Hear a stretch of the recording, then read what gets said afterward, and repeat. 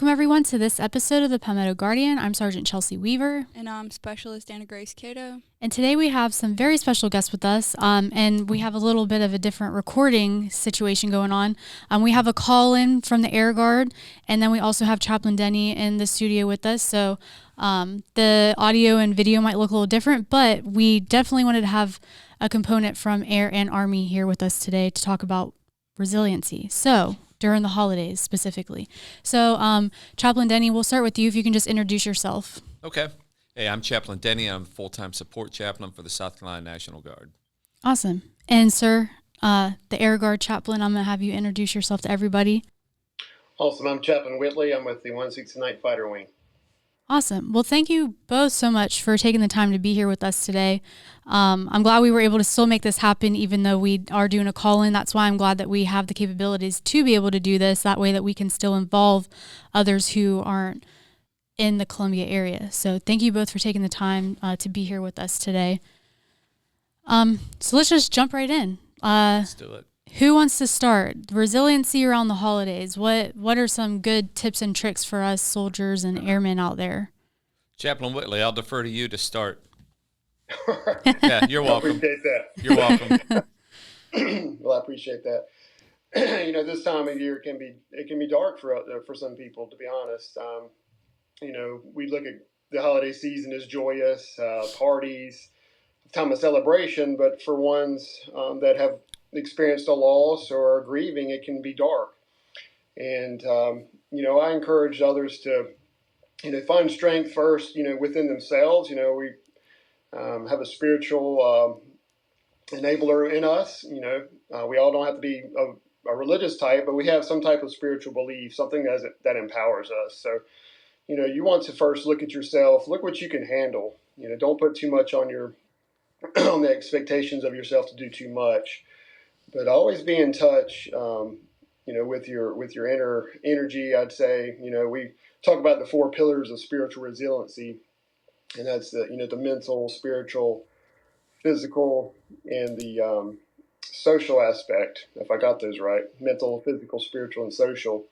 But those 4 run hand in hand, and if one is out of balance, more than likely it's going to affect the other one. So on the air side, we talk about those 4 pillars. For yourself to just keep those in mind, and not to overload yourself, especially during these holidays. And I would add, and you started alluding to it, the power of no, right? I mean, so it can be overwhelming trying to make everyone happy, and you're not going to.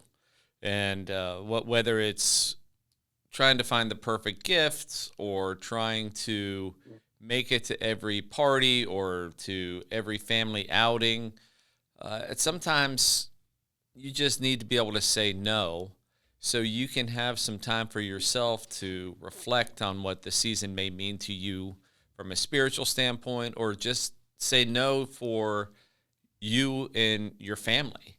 I remember we used to go up to Pennsylvania all the time. And we'd be splitting time between Pennsylvania, New Jersey, back to Pennsylvania, and then we'd drive back to South Carolina, and then before you know it, we're back at work. And it was great seeing the family, don't get me wrong, but it was chaotic in the process. And having to deal with traffic through 95 and traffic through D.C. and Baltimore, and it was just overwhelming. And so if you find that the holidays are more exhausting than exhilarating, maybe it's time to take some stock in what you're doing and evaluate some of those things and see what you can say no to. I understand you won't be able to say no to grandma or grandpa or meemaw, peepaw, whatever you call them, or your parents, but there is definite strength and value in saying no to some of those outlier things. You don't have to do everything, you don't have to make everything, and you don't have to make everyone happy when at the end of the day you feel exhausted. Yeah, that's a great point because, when, at least for my family, when I was younger, we had all these traditions, and then everybody's families got bigger. And so it's hard to get everybody together at one time because your siblings, they have another side of the family that you don't have, and it can be hard. And I'm also from Pennsylvania, so I know the feeling of having to constantly go back and forth. Right. And what we started doing is either celebrating before or after Christmas or the holidays or in general, just because it's easier for me and my family to go up there and try to make time to have one day where we all get together versus everybody trying to come here. And so, but also too, being able to not stress about it having to happen on a specific day. Right. Like we're okay with spending holidays before or after, and we still have fun. So it doesn't necessarily have to be that specific day. It could be, I know a lot of people do stuff Christmas Eve with their family so that Christmas Day they don't have to, or New Year's, maybe they do like a big New Year's party or something, so that way, because I mean, you're going from Thanksgiving and then straight into 2 more holidays. Right. So it is hard to fit it all in. So finding different ways to finding different ways to still be able to spend time with everybody during the holidays without driving yourself insane, basically, because you're trying to make it all happen. Right. Right. And just trying to make everyone happy. You're not going to be able to do it. You're not going to be able to do it. Mm-hmm. You can try, but you're going to fail. So if you're going to fail, might as well go down in flames and have some time to yourself while you do it. Yeah. So is there any tips or advice that either of you two have about saying no? Like, what are ways that people can approach different situations, or how can people deal with those feelings of not feeling like that they are living up to all these different expectations? I can take that first. I guess first you just set boundaries. And I was thinking of all the traveling that you two do back and forth to Pennsylvania. I live in North Carolina, and my family is here locally. And even having local contacts and family, it still is stressful. So my wife and I, we've set boundaries, set schedules.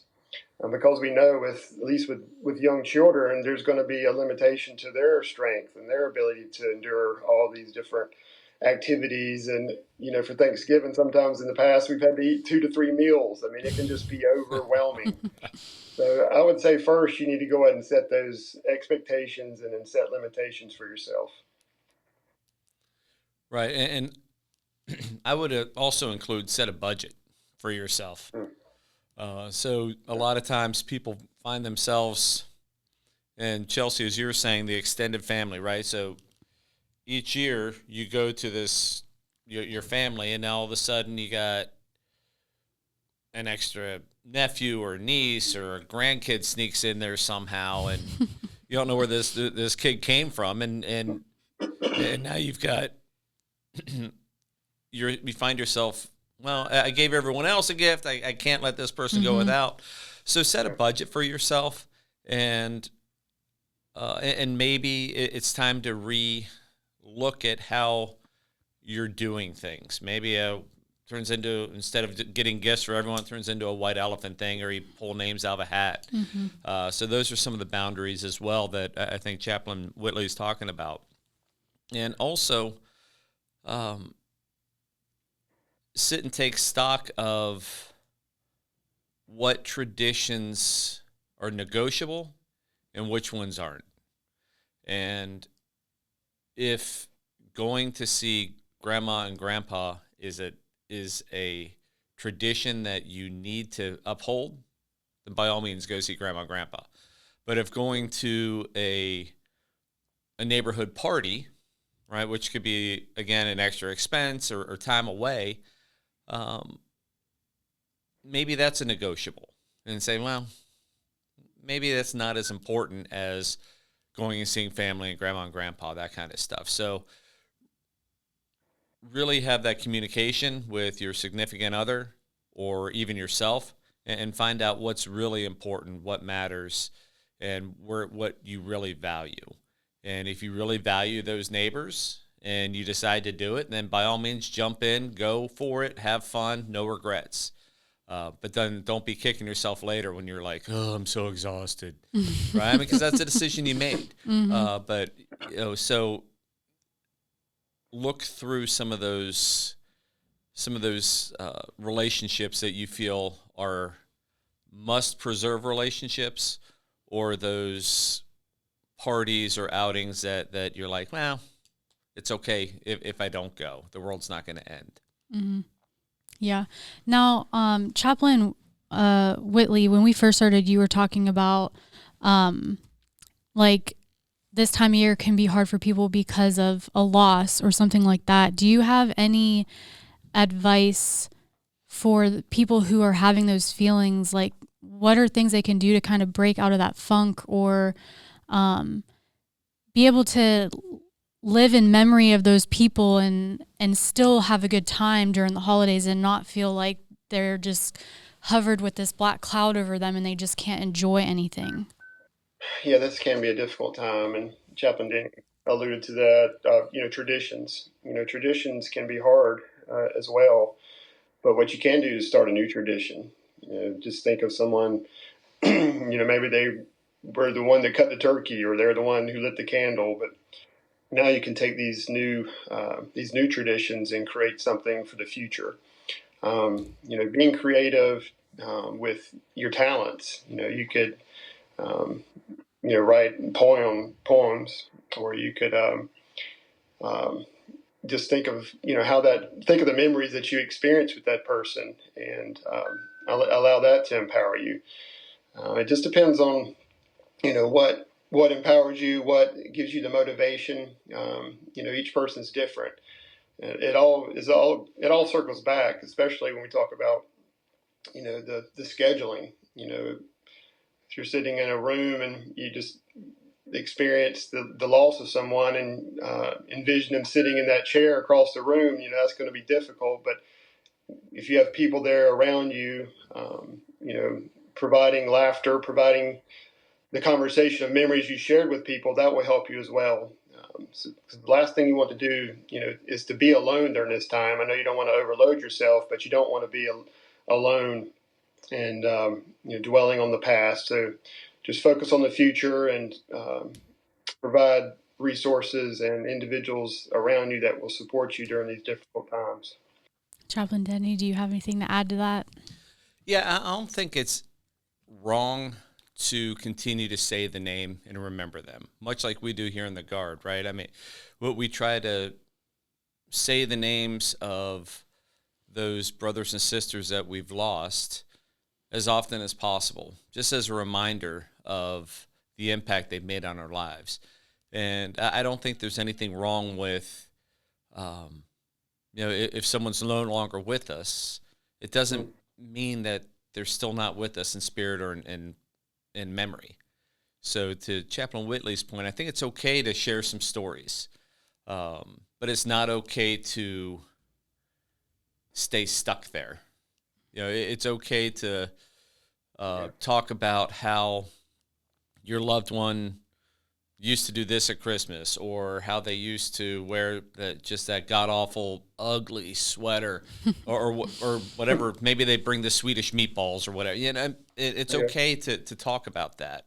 And because everyone else is feeling that loss as well. Address the elephant in the room, and relish those memories. It's okay to do that. And to Chaplain Whitley's point also is maybe make new traditions. So if your family has gone through a series of losses, maybe each year as you're about ready to say a prayer or sit around the table to eat, you just say their name and bring up a memory, and then then someone else do the next one, then the next person. And that just means that they're still there with you, but just not in body. So it's okay to remember them without totally shutting them off. But you also have to be wary on the flip side.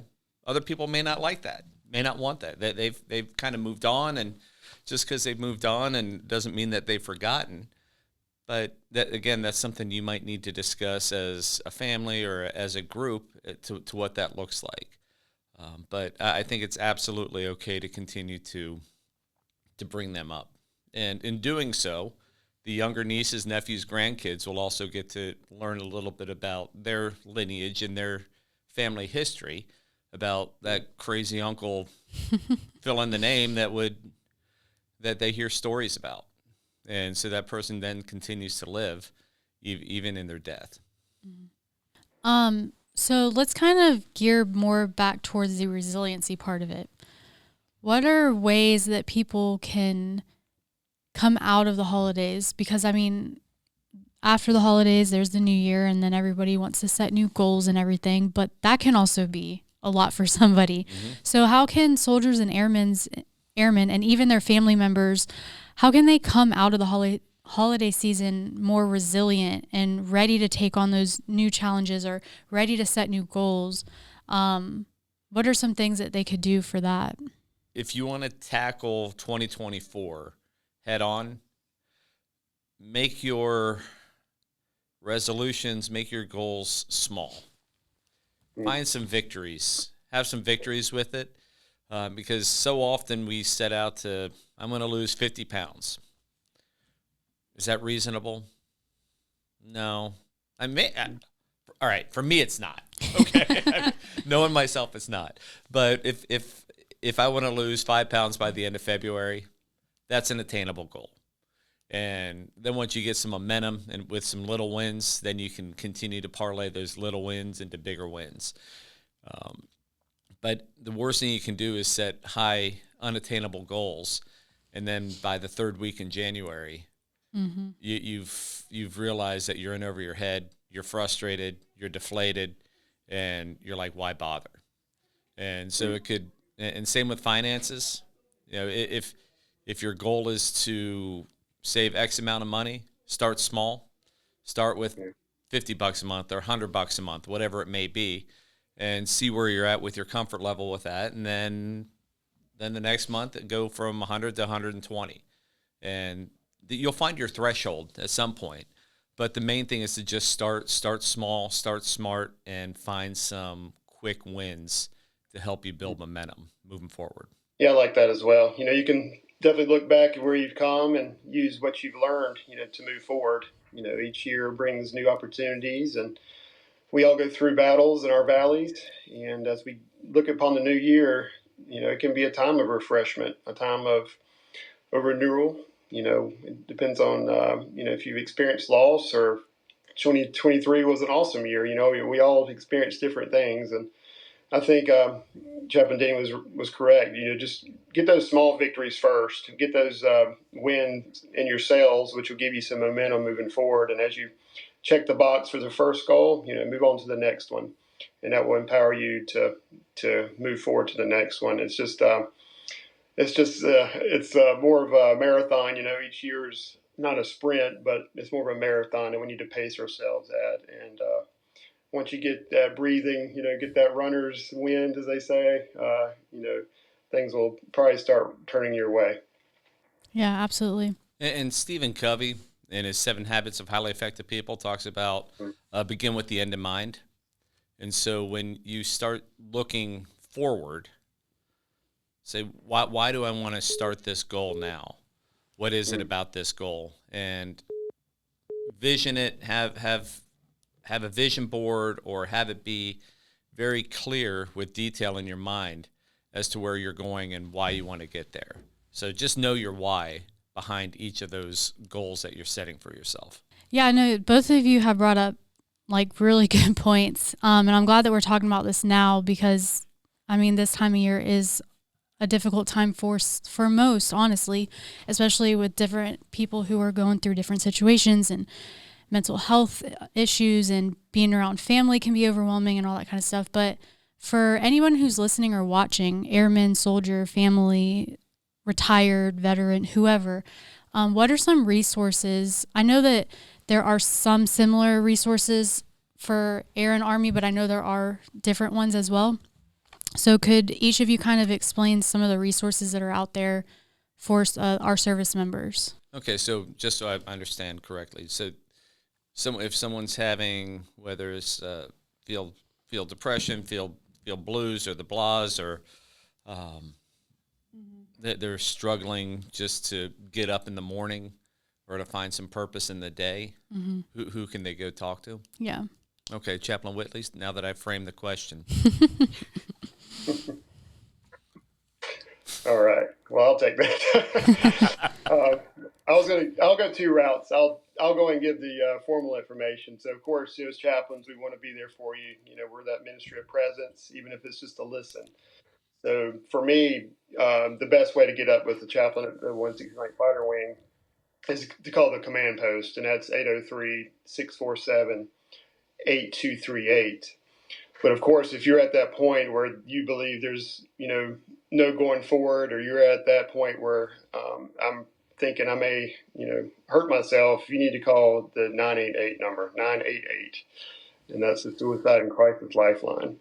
Of course, we do not want you to get to that point, but we never know what you're going through. But we deeply care for you and have resources available. Another number I'll throw out there is our military and family life counseling, and that's 803-530-8133. So there's three numbers for you that provide individuals to speak to you. If you want someone locally, we're there for you. There's also those national numbers. Going back to a personal perspective, we talked about, activities like writing or art. But one thing I use is these. They're called Karuna cards. Karuna cards. They're activity cards for you to reflect on the past, but also reflect on the future. So if you're at a good point where you think just activities or reflection would be good, try to give those type of resources a shot. And I'm sure there's multiple books out there as well. I'm not a psychologist, but just take a look at the top holiday blues books that are out there on Amazon. I'm sure there'll be some quick resources to provide information as well. And you brought up some great points, and thank you for those phone numbers. One of the things that I have been trying to do is journal. And what journaling allows you to do is some introspection. Why am I feeling this way? Why is it that today was a good day, but yesterday wasn't? And also, I always try to have a list on the side of what I'm grateful for. It could be 2-3 things that you're grateful for the day, or maybe someone said a kind word to you when you needed it, or maybe all the lights were green on your way to work. It's something as simple as that. But take stock in those things that have happened to you that you're grateful for. And then when you start to journal, there's simple questions that you can have, but don't limit yourself. Don't limit yourself with journaling. Just wherever your head and the pen decide to go with it, unfiltered.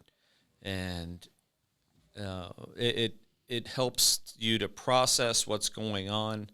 And it's amazing when you stop filtering yourself, what you can learn from yourself when you write it down. So that's a resource that everyone has available to them right wherever they are.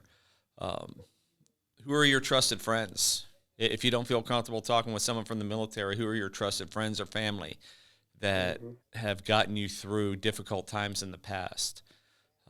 And there's also all kinds of organizations outside the military as well. There's a Big Red Barn. There's Upstate Warrior Solutions.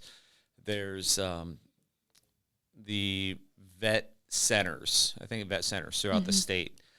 So there's all kinds of resources. But my guess is that you are more resilient than you give yourself credit for.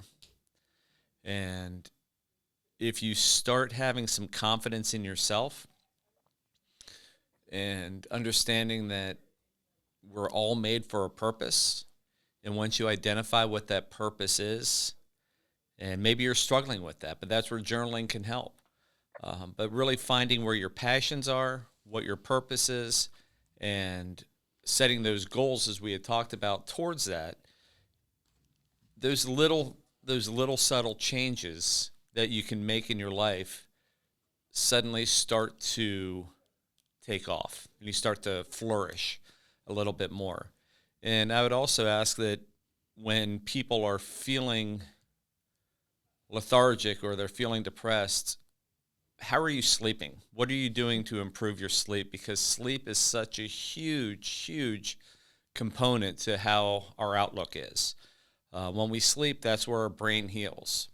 And if we're drinking to put ourselves to sleep, we're not getting good sleep hygiene. If we're only sleeping 4 to 5 hours a day, our brain hasn't fully healed and we're not getting into that deep REM sleep. So there are some things that you can do to do some self-diagnostic checks to find out why you may be feeling some of these things that you're feeling. And but a lot of people have the tools within themselves to get themselves out of a funk. But if you need the extra assistance, please know that there are resources available, some of what Chaplain Whitley had talked about and some of those that I'd mentioned.